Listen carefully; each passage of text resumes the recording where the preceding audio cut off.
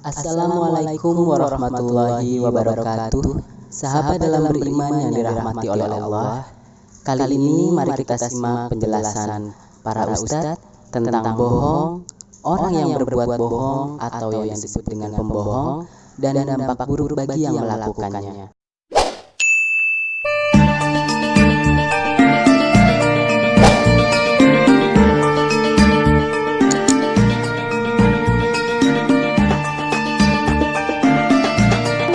Orang kalau tidak jujur, waktunya habis untuk menutupi ketidakjujurannya.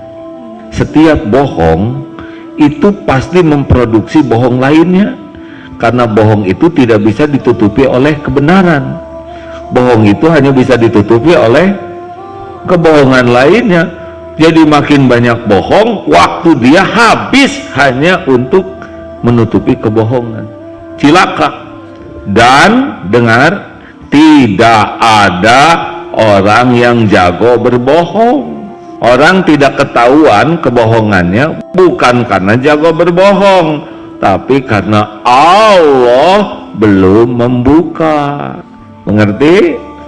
Tidak ada orang jago. Wah, ini dilindungi dengan strategi ini dilindungi dengan teknologi ini dilindungi oleh pejabat ini.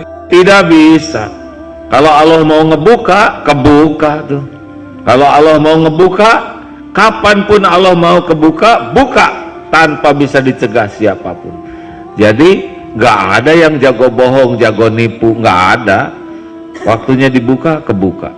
Makanya Allah ngebuka macam-macam, lewat HP, ada yang lewat rekaman, ada yang lewat KPK, polisi, macam-macam dibuka, kebuka aja. Dalam surah Fatir ayat 43 Allah mengatakan, dan orang yang mengatur tipu daya itu akan kembali kepada dirinya sendiri. Oh, dalam buka surah Fatir surah 35 ayat 43 itu menjelaskan orang yang mengatur tipu daya, menipu, dia akan kembali pada dia sendiri. Jangan menghayal teman-teman seakan-akan Allah nggak tahu, kita tidak akan dihukum. Sehebat apapun aku memutar kosakata, mengatur strategi, sejauh apapun, makin jauh antum mengatur sebuah tipu daya, maka makin berat nanti di ujung hukuman Allah. Nanti Allah buat satu masalah kecil, batal semua itu. Dan antum hanya cuma mengatakan, kok bisa ya? Kok bisa? Ini perlu dicambuk ini, kok bisa? Pasti bisa kalau sama Allah. Gitu kan? Jangan menghayal itu. Ya? Ini saya cuma kasih perumpamaan, bukan disamakan sama Allah. Tapi Allah SWT itu dikatakan innallaha kana alaikum raqiba. Allah selalu mengawasi kalian. Allah itu sami, maha mendengar, basir, maha melihat, gitu kan? Allah SWT tahu semua, tidak ada yang tersembunyi. Kalau kita taruh kaca akuarium misalnya, ya, kaca transparan, lalu kita taruh pasir warna putih sedikit saja, tidak banyak, lalu kita letakkan situ 5-6 ekor semut. Antum lagi lihat dari atas, kira-kira antum tahu gak semut itu kemana? Tahu, ya kan? Karena kan kelihatan ini kaca transparan, pasirnya sedikit, semutnya di situ. Bagi semut itu mungkin sudah padang pasir yang luas. Karena itu tempat bagi dia besar, bagi kita enggak, kita bisa lihat semuanya. Kita aja bisa buat itu pada semut, bagaimana Allah SWT yang maha melihat. Allah lihat semua hamba-hambanya, mau kemana?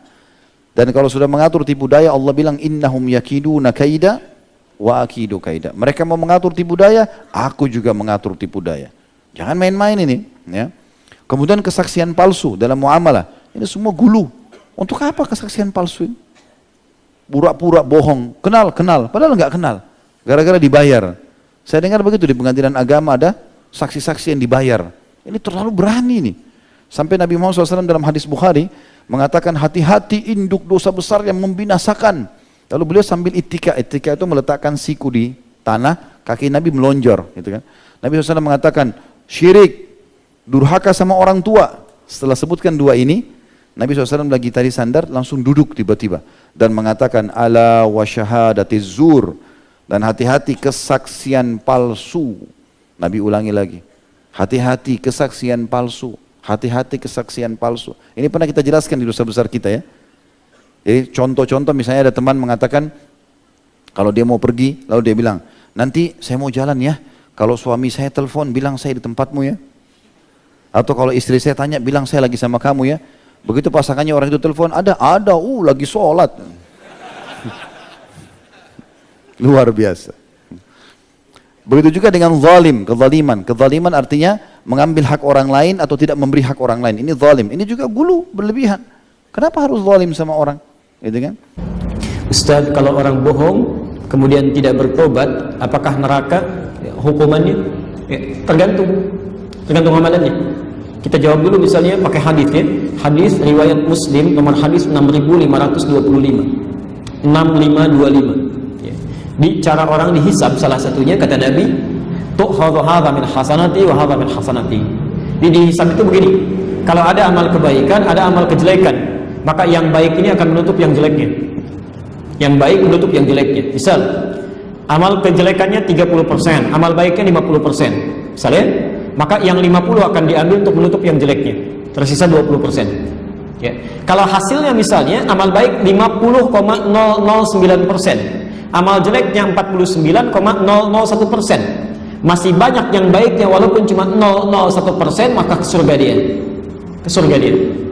Jelas ya? Tapi kalau ditukar, amal baiknya 49,001%, amal jeleknya 50,001%, maka ke neraka dia. Di neraka. Dan di situ dihilangkan dulu yang 0,01%-nya itu. Tapi hati-hati. Memang di Al-Bukhari disebutkan orang kalau punya kadar kesalahan dicuci di neraka. Ya, nomor hadis ke-44. Setelah hilang kadar kesalahannya, kalau dia muslim beriman kepada Allah, baru dipindahkan ke surga. Tapi informasi saja, 1 harinya di neraka itu sama dengan 1000 tahun di dunia. 1 detiknya di neraka sama dengan 48 hari di dunia. Jadi kalau masuk 1 detik saja ke neraka itu sama dengan 48 hari. Ya, siksaannya silahkan cek aja. Ya, ada yang dicelupkan, An-Nisa ayat 56, dicelupkan hangus, diangkat sembuh lagi, celupkan hangus, angkat sembuh lagi. Sekali dicelupkan 1 detiknya sama dengan 48 hari. Ya, insyaallah. Hati-hati. Tapi kalau misalnya mohon maaf, amal baik 50%, amal jelek 50%, kemana masuknya? Nah, tidak ke neraka, belum ke surga. Ditempatkan di satu tempat yang tinggi antara surga dengan neraka, namanya A'raf. Ya, karena itu ada surah Al-A'raf, surah ke-7 itu. Dibuka di ayat 41 sampai ayat 49-nya. Dikisahkan di situ ada orang-orang belum sempat ke surga dan tidak ke neraka karena amalannya seimbang 50%. Maka setiap orang di surga kelihatan olehnya pengen ke surga, ya Allah, pengen ke sana, pengen ke sana. Tapi setiap yang terdengar siksa di neraka tak sanggup dia walau melihatnya sendiri, takut. Ya, nggak perlu lihat siksa neraka lah ya. Kalau ibu bapak keluar malam-malam misalnya kan, tiba-tiba ada yang teriak pelan-pelan di jalan dia, mau lihat nggak ke belakang? Apalagi yang teriak kencang, ketakutan luar biasa, tak mampu mengizinkan mata itu, berharap kepada Allah, ya Allah, mohon berikan rahmatmu. Dengan rahmat Allah diambil orang itu, dimasukkan ke dalam surga. Tapi setelah hisab selesai semua, 1 harinya 1000 tahun. Jadi kalau hisabnya misalnya seminggu aja, misalnya ya, itu sama dengan 7000 tahun berada di Araf itu. Nah, jadi orang yang bohong, yang bohong, pertama kali yang dia dapatkan adalah kecelakaan saat di dunia, sebelum ke akhirat. Pasti celaka di dunia. Makanya hati-hati kalau mau bohong ya. Karena kata Qur'annya, wailul lil mukadzibin. Orang dusta pasti celaka. Hati-hati. Ada rumus dalam fikih begini, namanya wa'idun. Wa'id itu keluarkan ancaman-ancaman saat berpikir berbuat salah. Ancamannya apa? Di ketika tahu resikonya, kita bisa menghindarinya. Misal, kalau bohong pasti celaka. Kalau orang tahu dengan bohong itu akan celaka, dia tidak akan macam-macam. Ya.